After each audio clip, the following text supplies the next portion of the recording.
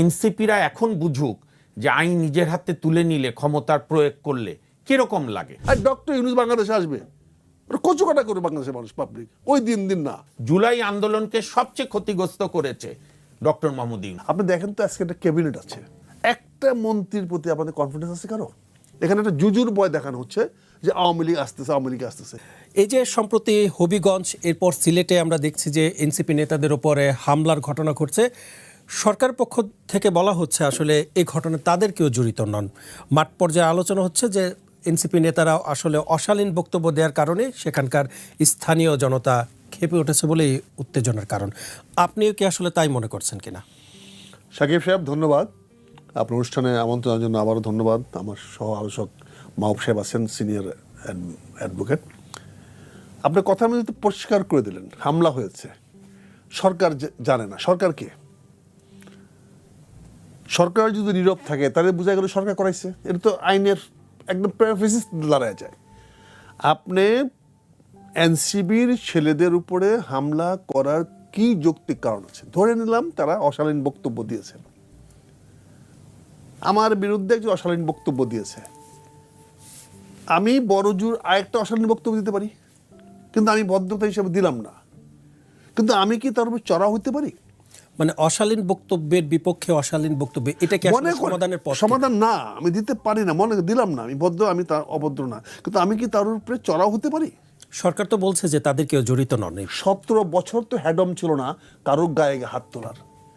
17 বছর তো আমরা দেখি না ছাত্র লীগদের কাছে গিয়ে এরকম হ্যাডম দেখানো। ছাত্র তো এর চেয়ে আরো খারাপ ভাষায় গালাগালি করছে, আমাদের দেশমাতায় গালাগালি করছে, দেশমাতা খালেদা জিয়াকে গালাগালি করছে, জিয়াউর রহমানকে রাজাকার বলছে। কই তাদের তো হ্যাডম দেখি নাই, আর এখন হঠাৎ করে এত হ্যাডম হয়ে গেল। মানে আমরা তো সেই দিকটা এখনো দেখছি যে সরকারকে নিয়েও তো গালাগালি অথবা অশালীন বক্তব্য এই যে আপনি দেখেন যে জবাব দিছে না, মোদিকে গালাগালি করছে। মোদি কি সুন্দর জবাব দিয়েছে। দেখেছি যে স্বাধীনতার ঘোষক জিয়াউর রহমান তার ছবি পায়ে মারানোর একটি ঘটনা। না, এখন তার ছবি যদি পায়ে মারানো হয় তাকে মারতে পারবো আমি? সে গর্হিত কাজ করেছে, মানে অশোভনীয় কাজ করেছে। রাজনীতি সবাইকে রাজনীতি করে, এগুলা স্থানীয় পর্যায়ে অনেক ছেলে পেলে আছে যে এমন যে ছেলেগুলা আক্রমণ করছে, এরা কি কোনো রাজনৈতিক দলের লোক? এগুলো টোকাই। এগুলা আমরা যেটা বলি, প্রতিটা নেতার পিছনে কিছু এই চাঁদাবাজ, কিছু দুষ্কৃতিকারী, কিছু শয়তান ছেলে থাকে, যেটা এই ছাত্র দলকে কলুষিত করেছে। ছাত্রদের কোনো ছেলে জড়িত না, কিন্তু এই ছেলেগুলা কারা, এটার জবাব দিতে হবে। তো ওইখানকার এলাকার যারা সরকার, এসপিকে জবাব দিতে হবে, ওসিকে জবাব দিতে হবে, কারা এবার পিস্তল দেখালো, কারা গিয়ে হামলা করলো। আর পুলিশই বা কেন তাদেরকে মামলা করতে যাবে সেখানে বাধা দিল? তুমি মামলা করতে বাধা দিবা কেন? এখানে আমরা যেটা বলতে পারি, যেটা বলতে চাই, মাননীয় প্রধানমন্ত্রীকে দায়িত্ব নিতে হবে এটার এবার স্বরাষ্ট্রমন্ত্রীকে আমি দায়িত্ব দেবো। কারণ আমরা অতীত দেখেছি শেখ হাসিনার এই, আমরা কথায় কথা দেখেছি আমার ছাত্র লীগই যথেষ্ট, আমার ছাত্র দলই যথেষ্ট। আমরা অতীতে এরকম ব্যাপার বক্তব্য প্রধানমন্ত্রীর কাছ থেকে শুনেছি। এখনো যদি ছাত্র দলকে আবার কলুষিত করা হয়, ছাত্র দলকে যদি আবার এই ধরনের ন্যাক্কারজনক কাজে লাগানো হয়, আমি দৃঢ় বিশ্বাস করি হবিগঞ্জের ঘটনার সঙ্গে ছাত্র দলের কোনো লোক জড়িত নয়। কিন্তু সেখানে প্রশাসন কি করেছে? হামলাটা হলো কেন? কেন তাদের উপর হামলা করার মতো সাহস দেখালো? ছাত্র দল জড়িত নন আপনি ধরে নিলেন। আমি ধরি না, আমি ধরি ছাত্র দল এই কাজটা করতে, এটাই বলছে যে ছাত্র দল তাদেরকে জড়িত নন, আমি ধরছি। কিন্তু যারা করেছে তাদেরকে কেন আইনের আওতায় আনা হচ্ছে না? তার মানে ওসি করেছে, তার মানে এসপি করেছে তাদের চাকরি বাঁচানোর জন্য। অতীত আমরা তাই দেখেছি। আবার সেই আমাদের হারুনের মতো লোক তৈরি হয়েছে। হারুন আমাদের জয়নুল আবেদিনকে আঘাত করে নাই, সেদিন আপনার হাসি খুশি মনে জয়নুলকে নিয়েছেন। আজকেও এসপিকে কেন অ্যাকশন নেওয়া হয় নাই? এসপিকে কেন সাসপেন্ড করা হয় নাই? যে ওসি মামলা নিতে অস্বীকার করেছে, যে শ্রীমঙ্গলে তাকে আটকে দিয়েছে রাস্তায়, তাদের বিরুদ্ধে কেন ব্যবস্থা নেওয়া হয় নাই? যাদের কারণে আজকের এই আন্দোলনের সফলতা, যারা আজকে আপনাকে রাষ্ট্রীয় ক্ষমতায় বসিয়েছে, যাদের জন্য আজকে একটা সুষ্ঠু নির্বাচন হয়েছে, যাদের কারণে ফ্যাসিস্ট শেখ হাসিনা সরকার পতন হয়েছে, একটা নির্বাচনের পরিবেশ সৃষ্টি হয়েছে, একটা গণতান্ত্রিক পরিবেশ সৃষ্টি হয়েছে, যেখানে আপনি ফুরফুরা মেজাজে আজকে সারা বাংলাদেশে ঘুরে বেড়াচ্ছেন। সেখানে আপনি ড্রেস কোড মানতেছেন না, নতুন ড্রেস কোড বানিয়ে দিচ্ছেন, গেঞ্জি পরে আপনি ঘুরে বেড়াচ্ছেন। মেজর আখতারুজ্জামান, আমি একটু জানতে চাই আসলে নিয়ম আসলে কে মানছেন? আপনি যেটা বলছেন যে পুলিশ তার ড্রেস কোড পরে সামনে দাঁড়িয়েছিল, তারা বাধা দেয়নি। আমরা দেখছি যে রাজশাহী ইউনিভার্সিটির সাধারণ সম্পাদক আমি একটা কথা বলি, সালাউদ্দিন আম্মার, নিয়ম তো মানতে হবে, আপনি প্রোডিউসার। হ্যাঁ, সালাউদ্দিন আম্মার তিনিও কিন্তু পুলিশ এবং সেখানকার শিক্ষকদের সামনেও কিন্তু তিনি ছাত্রদের উপরে হামলা করেছেন। আসলে নিয়ম কারা? না, নিয়ম কারা কি? নিয়ম তো প্রোডিউসার করবে। রাষ্ট্রের নিয়ম মালিককে রাষ্ট্র প্রশাসন করবে। আমি তো মানবো না।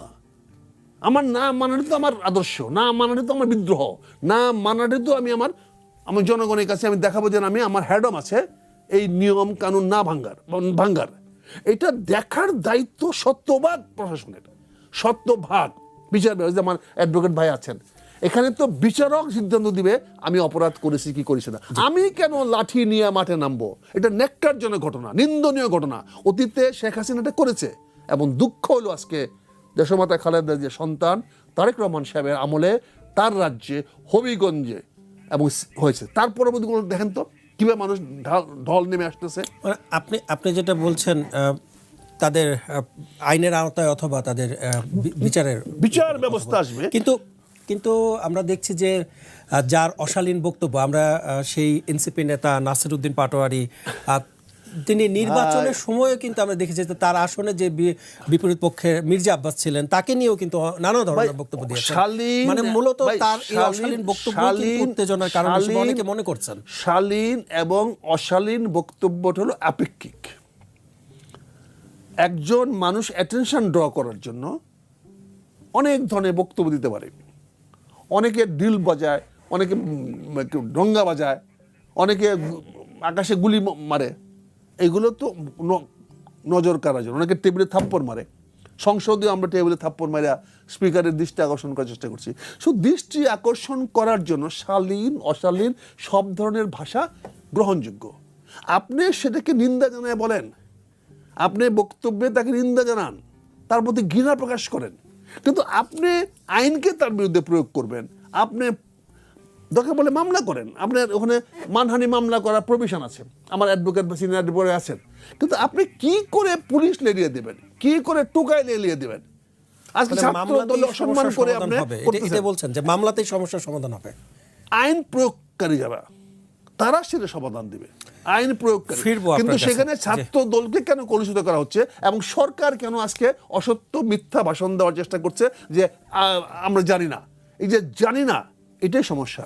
এই সমস্যার জন্য আজকে এটা হচ্ছে। ফিরবো আপনার কাছে। এই যে তাদেরকে আসলে বুঝিয়ে রাজনৈতিক যে শিষ্টাচার, সেই শিষ্টাচারের দিকে আসলে নিয়ে আসবে কারা? আপনারা তো তাদের সাথে যোগ করেছেন। দেখেন আজকে আমাদের আসলে আপনারা এড়াতে পারেন। আজকে আমাদের বাংলাদেশের সবচেয়ে প্রচন্ড যে সমস্যাটা হচ্ছে, আমার ভাইয়েরা আমার সাথে এগ্রি করবেন, আমাদের প্রচন্ড লিডারশিপ ক্রাইসিস। আপনি দেখেন তো আজকে একটা ক্যাবিনেট আছে, একটা মন্ত্রীর প্রতি আপনাদের কনফিডেন্স আছে কারো? মাহবুব ভাই বলেন। ইভেন আপনি আইনমন্ত্রী বলেন, একটা আইনমন্ত্রী, সে অ্যাটর্নি জেনারেল ছিল, অ্যাটর্নি জেনারেল থেকে সে পদে থেকে ইলেকশন করছে, ইলেকশন থেকে আবার আইনমন্ত্রী হয়েছে। সে নিজেও তার কোনো একটা প্রসেস প্রপার করে নাই। এখন একটা মন্ত্রী বলেন এই লিডারশিপ দিয়ে আপনি কী করে করবেন? দেখেন জিয়াউর রহমানের আমলে প্রায় 60% লিডার ছিল জিয়াউর রহমানের চেয়ে ডাবল এজ। জাস্টিস সাত্তার কোথায়? জাস্টিস সাত্তার আর কোথায় জিয়াউর রহমান ইউজ করেছে শাহ আজিজুর রহমান। মানে যে লিডারশিপ ক্রাইসিসের কথা বলছেন, মানে এই বিষয়ে আসলে সরকারকে আপনারা সহযোগিতা করতে পারতেন কিনা? এই জন্য বলছি যে আমরা যে এখন এই যে রাষ্ট্রপতি বলেন, এই শিষ্টাচার বলেন, আপনি আমাদের একটা গণভোট হয়েছে, গণভোটে 70% মানুষ ভোট দিয়েছে। এই 70% মানুষকে আপনি অস্বীকার করে ফেললেন টোটালি। তাহলে কি ভাষা আসবে? এর কাউন্টার ভাষা এটি আসতে হবে যে এই ভাষাটা আপনি চাচ্ছেন না। আপনি কোন কারণে, কোন যুক্তিতে, এবং আপনি কি করে বলতে পারেন, যেটা আমার মাহবুব ভাই প্রথম বললো যে আমরা আইনুসের কাছ থেকে নির্বাচন আদায় করার জন্য আমরা সব কিছু মেনে নিয়েছি, অর্থাৎ আপনি চিট করেছেন। তাই তো হয় কথাটা? আপনি প্রতারণা করেছেন, প্রতারণা করে পার্লামেন্টে বলছেন, বলছে না, প্রতারণা করেছেন। আপনি আমাদের স্পিকার সাহেব বলেছেন প্রতারণা করেছেন, আমাদের হোম মিনিস্টার বলেছেন প্রতারণা করেছেন। তাহলে এই প্রতারকটা যখন জাতীয় নাগরিক দেয়, সেটা গালাগালি হবেই, এছাড়া কোনো বিকল্প নাই। এখানে গালাগালি করতেই হবে। কারণ আপনি কি দেখেন কি করেছে, এই যে আমরা রাষ্ট্রপতি বলছি, আপনি রাষ্ট্রপতি পদত্যাগ করিয়েছেন, এখন পর্যন্ত রাষ্ট্রপতি শিডিউল ঘোষণা করতেছেন না। এখন আমরা যারা বিরোধী দল, আমরা বলছি রাষ্ট্রপতির ক্ষমতাটাকে ভারসাম্য আনতে হবে। এখানে রাষ্ট্রপতি টুটু জগন্নাথ হয়ে গেছে, যেটা শামীম সাহেব বললেন যে রাষ্ট্রপতি তো এক নম্বর, কিন্তু তার কোনো ক্ষমতা নাই। আমরা বিরোধী দল বারবার বলে আসতেছি জুলাই সনদের মাধ্যমে সংবিধান সংস্কার করে এখানে একটা ভারসাম্য আনেন। আমরা তো এখন এই ইউনুস মুনুস এগুলো তো 2 নম্বরই মাল, এগুলো নিয়ে আমরা কোনো ইন্টারেস্টেড নাই, এগুলো বাংলাদেশি নাই। চিন্তা করুন, বাংলাদেশে চলে গেছে, বাংলাদেশ তার নাম তো আলোচনায় আসছে, চলে গেছে, আলোচনা আসছে। কতগুলো ফটকা আছে না, কতগুলো ফটকাবাজ লোক আছে না, যে প্রথম আলো আছে, এ আছে, সে আছে, বুঝছেন না? এই ফটকাগুলো কি করে? এগুলো একটা ওই একটা ক্যানভাসিং করে নিজেদের ইস্যু করার জন্য। আর ডক্টর ইউনুস বাংলাদেশে আসবে, ওরা কচুকাটা করে বাংলাদেশের মানুষ, পাবলিক ওই দিন দিন না, পরিবর্তন হয়ে গেছে। হ্যাঁ, আমরা কি চাচ্ছি? আমরা চাচ্ছি এই প্রেসিডেন্ট পোস্টটাকে ব্যালেন্স করে অপোজিশন থেকে দেওয়া হোক। এখানে এইবার প্রেসিডেন্ট নির্বাচনটা অপোজিশন থেকে দেওয়া হোক, সো দ্যাট একটা ব্যালেন্স হোক। এখানে অপোজিশন থেকে প্রেসিডেন্ট নির্বাচন করা হোক। আমরা এখানে অন্য রাষ্ট্রীয় দল আছে, সেখান থেকে ইসলামী রাজনৈতিক দলগুলো আছে, অনেক ভালো ভালো মানুষ আছে, যেখানে একটা নিরপেক্ষ রাষ্ট্রপতি পাইতে পারি। মানুষের আমরা কাজে আজকে আমরা ব্যক্তি নিয়ে ইলেকশন নিয়ে আসি। এখানে রাষ্ট্রপতির নির্বাচন সংসদের হাতে না, বর্তমান সংবিধান অনুযায়ী এখন 2জন বিজ্ঞ আইনবিদ আছে, একমাত্র তারেক রহমান সাহেবের হাতে। If he Sage mister Shamim is the president, he is the president. হ্যাঁ, or if he say Maহবুব is the president, না, অথবা যদি বলে যে ঢাকা শহরে সবচেয়ে বড় যে কুত্তা আছে, যেটা গায়ে চামড়া নাই, ওইটা প্রেসিডেন্ট, ওটি মানতে হবে, আমাদেরকে মানতে হবে, বিকজ ক্ষমতাটা আমরা এভাবেই তাকে দিয়ে রেখেছি। এই জন্য আমরা বলছি এই সংবিধান সংশোধন করে এই রাষ্ট্রপতি এবং প্রধানমন্ত্রীর মধ্যে ভারসাম্য আনা হোক। 3টা জিনিস করতে হবে। রাষ্ট্রপতি যে কোনো সময় সংসদ ভাঙতে পারবে, এই ক্ষমতা অবশ্যই দিতে হবে, নাহলে প্রধানমন্ত্রীর একক ক্ষমতার বলে উনি যা খুশি তা করে ফেলছে। এই বিষয়টি আমরা গুরুত্বের সঙ্গে করতে চাই। এবং রাষ্ট্রপতি প্রধানমন্ত্রী নিয়োগ দিবেন, কিন্তু সব কিছু তার কথা মতো চলতে হবে। তিনি প্রয়োজনে যে বিল দিবে সেই বিল একবার বা দরকার পড়লে 2বার পর্যন্ত ফেরত দিতে পারবে। ঠিক আছে, 3বার আবার রেটিং করে নিয়ে আসো। এখানে আসেন আমাদের পার্লামেন্টারিয়ান আসেন, আগেকার আপনার 3rd রিডিংয়ে নিয়ে আসেন। 3rd রিডিংয়ে আপনারা রাষ্ট্রপতিকে বাধ্য করেন সাইন করতে, কিন্তু উনি যে প্রথম জনমত যাচাইয়ের জন্য উনি বলতে পারেন আমি এটা গ্রহণযোগ্য মনে করছি না, এটা ফেরত নিয়ে যান, সংসদে ফেরত দিয়ে দেন, আপনারা এটা আরও যাচাই বাছাই করেন। এই এখতিয়ার তো কাউকে দিতে হবে, নাহলে তো রাষ্ট্র বিকাম প্রাইম মিনিস্টার্স একটা খেলনা। জনাব মেজর আখতারুজ্জামান যেটা বলছেন যে সর্বক্ষমতা প্রধানমন্ত্রীর হাতে, মানে এই যে রাষ্ট্রপতি যিনি হবেন, ভবিষ্যতে রাষ্ট্রপতিকে আসলে পলিটিক্যাল টুলস হিসেবে ব্যবহার হবে কিনা, বা হচ্ছে তিনি আরেকটা কথা বলছিলেন যে আমি একটু অ্যাড করতে চাই, সেটা হচ্ছে প্রেসিডেন্ট নির্বাচন অপোজিশন থেকে দেয়া হলে সেটা আসলে পলিটিক্যাল ভারসাম্য ব্যালেন্স হবে কিনা। মেজর আক্তার ভাইয়ের সঙ্গে টকশো করার একটা সুবিধা হচ্ছে যে অনেক নতুন নতুন চিন্তার উদ্রেক করেন, আর সমস্যাটা হচ্ছে সময় কম, এর উত্তর দিতে গেলে লম্বা আলোচনা করতে হয়। এখন আমি আপনাকে একটা কথা বলি, দেখেন, আপনি ক্ষমতা বৃদ্ধি কম যাই করেন, আপনি যদি মানসিকতার চেঞ্জ না হয়, যেমন ধরেন বিএনপির তো বলল নতুন বাংলাদেশ, নতুন আমরা আগেকার স্টাইলে চলবো না, বা সবাই বলছে অন্য দলগুলো। বিএনপির পার্লামেন্টারি পার্টির মিটিংয়ে কি ঠিক হলো? Speaker, deputy speaker, chief whip, যা যা পার্লামেন্টের বিভিন্ন পদে ব্যক্তিদের, সম্মানিত এমপিদের নির্বাচিত করতে হবে, ভোটের মাধ্যমে হলো না, বললো সব দায়িত্ব আমরা মাননীয় প্রধানমন্ত্রীর হাতে দিয়ে দিলাম। তা আপনি যখন পুরো রাজনৈতিক কালচারটারই চেঞ্জ হয় না, তখন আমার মতে আপনি তখন ক্ষমতার বৃদ্ধি হ্রাস যাই করেন, এটা তো আরো অনেক হোলিস্টিক অ্যাপ্রোচ। আপনাকে এখন মেইন দেখতে হবে কি? আপনাকে মেইন দেখতে হবে যে আপনাকে এখন কিন্তু আমি বিএনপির পার্সপেক্টিভে বলছি, বিএনপির কিন্তু প্রায় 6 মাস হয়ে যাচ্ছে না, প্রায় 6 মাস। আপনি কিন্তু এখন আর হানিমুন পর্ব বলে পার পাবেন না। আপনি কি করলেন দেখেন, বিএনপি সরকার নির্বাচন কমিশনকে আপনি স্বাধীন রাখতে চান, তো নির্বাচন কমিশনে আপনি একটা গুরুত্বপূর্ণ দায়িত্বে নিয়োগ দিলেন। আপনি 1 বছর আগে যে ভদ্রলোক রিটায়ারমেন্টে চলে গেছে তাকে এনে, কেন আপনার তাহলে সেই লোক চয়েস হচ্ছে? আপনি বিভিন্ন পদে, বিভিন্ন সাংবিধানিক অফিসগুলোতে, বিভিন্ন পলিটিক্যাল অফিসগুলোতে আপনি আপনার দলীয় ব্যক্তিকে নিয়োগ দিচ্ছেন। আচ্ছা, বেশ ভালো কথা, আপনি নিয়োগ দেন, কিছু কিছু রাষ্ট্র পরিচালনা অথবা সরকার পরিচালনার জন্য ঠিক আছে, ব্যক্তি নিয়োগ দেওয়া, সেটা আপনি দেন না, আপনি সেটা দেন।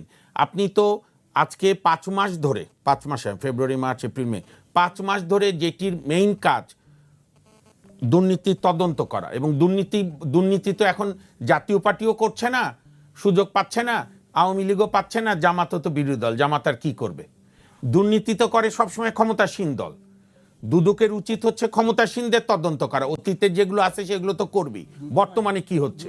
দুদক নাই। আমরা আদালতে, যে ব্যারিস্টার শামীম হায়দার আমার কলিগ, আমরা আদালতে দুদকের আইনজীবীদের অসহায়ের মতো দেখি। তারা পাওয়ার দিতে পারে না, তারা খবর দিতে পারে না। দুদক নাই দেখে আপনি দিনের পর দিন মানুষকে বন্দি রাখছেন বিনা বিচারে, আপনি দুদক বানাচ্ছেন না। আপনি আরেকটা কথা আমি আজকে বলি, এগুলো খুব তাৎপর্য, মানে গভীর, জনগণের জানা দরকার। আপনি শেখ হাসিনা সরকারের বিরুদ্ধে আপনার অভিযোগগুলো কি কি ছিল? এই ছিল যে শেখ হাসিনা কেন ফ্লাইওভার বানায়? তা তো না। শেখ হাসিনা তো রাক্ষসীর মতো উন্নয়ন করেছে, যেটা তাকে ভবিষ্যতে মানুষ মনে রাখবে, আপনি মানেন আর না মানেন। আমরা কি বলতাম যে আপনি বিচার বিভাগকে শেখ হাসিনা স্বাধীন করতে দিচ্ছে না, কাজে আনতে দিচ্ছে না, মানুষের বিরুদ্ধে অবস্থান নিচ্ছে, প্রশাসন দলীয়করণ করছে। আজকে বিচার বিভাগের অবস্থা দেখেন, আমরা সবাই জানি একটা লোক জামিনে মুক্তি পায়, হাইকোর্ট থেকে মুক্তি নিশ্চিত করে, আপিল বিভাগ থেকে মুক্তি নিশ্চিত করে, মানে জামিন বহাল থাকলো, বিনা বিচারে নাই। জেলারের কাছে যাওয়ার পরে, আমি আর নাম বলে কাউকে বিব্রত করতে চাই না, আমারই কিছু একদম সিম্পল কিছু ভদ্রলোক মানুষ, ইউনিভার্সিটির প্রফেসররা, জেলার বলে 24 ঘন্টা আমি ওয়েট করব, হাতরে বেড়ায় মাছ ধরার মতো কোনো মামলায় শোন অ্যারেস্ট আছে কিনা, যে মামলা তার নাম নাই। হাইকোর্টের একটা বেঞ্চ অত্যন্ত ম্যাচিউর অর্ডার দিল যে কোনো লোককে রাজনৈতিক, মানে জামিন হওয়ার পরে কোনো শোন অ্যারেস্ট, মানে গ্রেপ্তার দেখানোর আবেদন দেখানো যাবে না যেখানে তার এফআইআর এর নাম নাই। হ্যাঁ, যদি তার বিরুদ্ধে আরও স্পেসিফিক মামলা থাকে, সেই মামলায় যদি সে বেল না পায়, জেলে থাকবেই, এটাই নিয়ম। পৃথিবীর কোথাও শোন অ্যারেস্ট নাই। শামীম সাহেব তো আমার চেয়ে আরও ভালো, বিভিন্ন বিদেশ ঘোরেন, উনি আরও ভালো বলতে পারবে। কিন্তু আমরা দেখলাম গভর্নমেন্ট আপিল করলো কেন বা এই আদেশের বিরুদ্ধে, আবার আমাদের আপিল বিভাগ অ্যাডিনটেরিম অর্ডার দিয়ে স্টে দিল। শোন অ্যারেস্ট তো এখন মানে আমরা অহরহই দেখতে পাচ্ছি। এবং শোন অ্যারেস্ট মানবতা বিরোধী, পবিত্র ধর্ম বিরোধী, গণতন্ত্র বিরোধী, সংবিধান বিরোধী, মানুষের মৌলিক অধিকার এবং মানুষের স্বাধীনতা বিরোধী। তাহলে মানুষ পরিবর্তনটা কোথায় হচ্ছে? আপনি আদালতে যান, কোনো পরিবর্তন নাই, প্রশাসনে যান, কোনো পরিবর্তন নাই। আমার এত বলার দরকার নাই, বিএনপির যিনি মহাসচিব তিনি বলেছেন এক তারেক রহমান ছাড়া কারো কোনো পরিবর্তন দেখেননি এবং দুর্নীতি একই রকম আছে। উনি ভদ্র মানুষ, বাড়িয়ে বলেনি, বাস্তবতা হচ্ছে আরও রেট বেড়েছে বহু জায়গায়। তাহলে তো আপনাকে এগুলোর প্রশ্নের উত্তর দিতে হবে। আর যেটা আপনার সঙ্গে আমি আরেকটু শেষ করি, আমি ব্যক্তিগতভাবে মনে করি আপনি ল্যাঙ্গুয়েজ আপনি ঠিক করে দিতে পারেন না। যারা অসভ্য কথা বলে তারা দেখবেন মানুষের কাছে অপ্রিয় হয়। আজকে শামীম হায়দার পাটোয়ারি আমার ভাই বলে বলছি না, তাকে সব আমলে আমি দেখেছি, তাকে মানুষ একজন সজ্জন ব্যক্তি মনে করে। তিনি কোনোদিন কোনো আবোল তাবোল কথা বলে না, বিরোধিতাও করে বিরোধিতার মতো। বিএনপির মধ্যে অনেকে আছে, বা এনসিপি তো আরও কয়েকজন আছে যারা এরকম করে।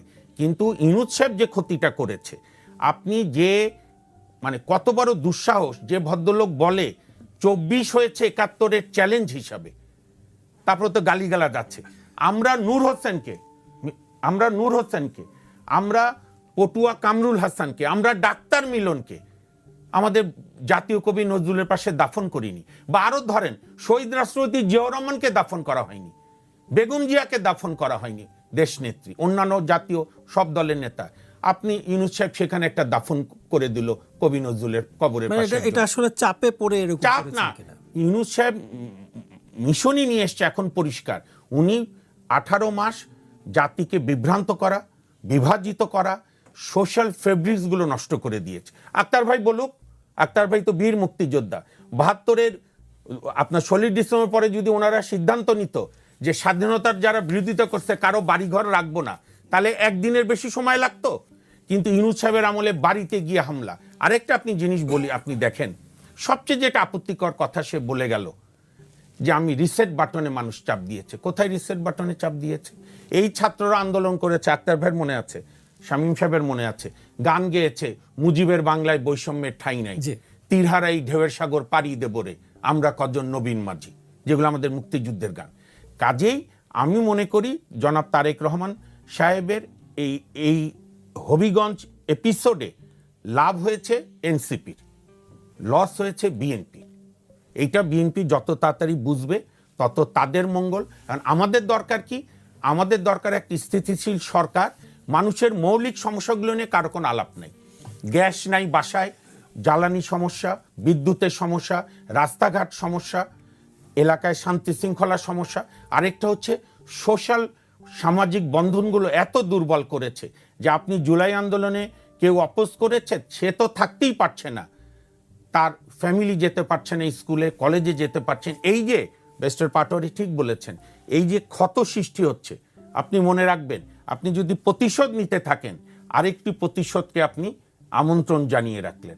আপনি যদি ন্যায় বিচারের বদলে প্রতিশোধের বিচার করেন, তাহলে আরেকটি প্রতিশোধের বিচার আপনার জন্য অপেক্ষা করছে। জি, ফিরবো আপনার কাছে আরো একবার। জনাব মেজর আখতারুজ্জামান, আপনার কাছে একটু ফিরতে চাই। যে প্রশ্নটা আমি জনাব শামীম হায়দার পাটোয়ারিকে করেছিলাম, আপনাকে একটু করতে চাই যে বিএনপি, জামাত এবং এনসিপির মধ্যে আসলে দূরত্ব কেন সৃষ্টি হলো? এই কারণে কি আপনারা আজকে সমাবেশ এবং গণমিছিলের আয়োজন করছেন কিনা? মানে এই দূরত্ব আসলে ঘোচানোর এটাই কি একমাত্র উপায়? বা সংসদ ছেড়ে আসলে রাজপথে কেন আপনারা? ধন্যবাদ শামীম সাহেবের জন্য যে কমপ্লিমেন্টটা দিয়েছেন, লেট মি এনজয় ইট। ধন্যবাদ, but I am not the right person. একটা জিনিস আমি বলি, আজকে এই আন্দোলন করার পটভূমিকা কেন তৈরি হলো? এই যে আমাদের আজকে আমেরিকান প্রেসিডেন্টের রাষ্ট্রদূত আসছে, তার তো পোর্টফোলিও দিয়েছে প্রেসিডেন্টের স্পেশাল দূত, তার মানে যে কোনো সেখানে যা বলবে ট্রাম্পের কথাই বলবে। মানে প্রধানমন্ত্রীকে সংসদে আসলে সহযোগিতা করতে পারে না। না না না, আমি আসতেছি। এখানে সার্জিও গোর যে কথাগুলো বলবে, এটা আর ফরেন মিনিস্ট্রির কথা না, এটা সরাসরি এম্পাওয়ার্ড বাই দ্য প্রেসিডেন্ট, যে সে প্রেসিডেন্টের কথাটা বলবেন এই বক্তব্য। কেন? তাকে প্রেসিডেন্সিয়াল অ্যাডভাইজার আসছে। সংসদে সকল মন্ত্রী সমান, collective responsible, prime minister is among the first, এটা আমরা সবসময় গণতান্ত্রিক সিস্টেম বলা হয়। এখানে প্রধানমন্ত্রীর বক্তব্য প্রধানমন্ত্রী দিবেন, তার পক্ষে অন্য কেউ দিবেন না। কিন্তু প্রধানমন্ত্রী যদি না থাকে সংসদে সেদিন, তাহলে যে কোনো সেকেন্ড থার্ড মন্ত্রী, ইভেন প্রতিমন্ত্রীও জবাব দিতে পারেন, এটা কোনো বিষয় না। কিন্তু প্রধানমন্ত্রীর কাছে বলবে, এবং সে বক্তব্যটা কি আপনি প্রধানমন্ত্রীকে জিজ্ঞাসা করে নিন, আমি ওনার সময় নিয়ে নিলাম। কি কথা দেখছেন? কথাটা কি অডাসিটি! আমি সময় নিয়ে নিলাম, আপনি ওনার কাছ থেকে পরে নিয়ে নেন। এই যে অডাসিটিতে বদলে আসবে। আজকে আমরা কি বলেছি, এই সংসদের কাছে কিছু প্রত্যাশা ছিল মানুষের। আপনি সময় নেন, আপনি বারবার বলতেছেন জুলাই সনদ বাস্তবায়ন করবেন, তো জুলাই সনদ বাস্তবায়ন করার কোনো প্রতিবন্ধ দেখলাম না। এই যে বললাম যে আপনি প্রেসিডেন্সিয়াল ইলেকশন বলেন, বলা ছিল একটা ডেপুটি স্পিকার দিবেন, আপনি এইগুলা কি বিরোধী দলকে নিয়ে বসে আলোচনা করতে পারতেন না? আপনার উপদেষ্টা কমিটি আছে, সেখানে আলোচনা করতে পারতেন, করেন নাই। তা আজকে দেখা যাচ্ছে এই সরকার ভিন্ন পথে হাঁটছে। এখানে একটা জুজুর ভয় দেখানো হচ্ছে যে আওয়ামী লীগ আসতেছে, আওয়ামী লীগ আসতেছে। এখানে প্রচার করা হচ্ছে ডিসেম্বরে আওয়ামী লীগের শেখ হাসিনা আসবে, এই জন্য। মানে আমরা তো দেখেছি যে শেখ হাসিনা আন্তর্জাতিক গণমাধ্যমে তিনি সাক্ষাৎকার দিয়ে বলেছেন যে তিনি ডিসেম্বরে। তার মানে এখন সরকার বলতেছে যে আমরা ঐক্যমত দরকার। তো ঐক্যমত যদি দরকার হয়, তাহলে এনসিপির গায়ে হাত তুলছো কেন?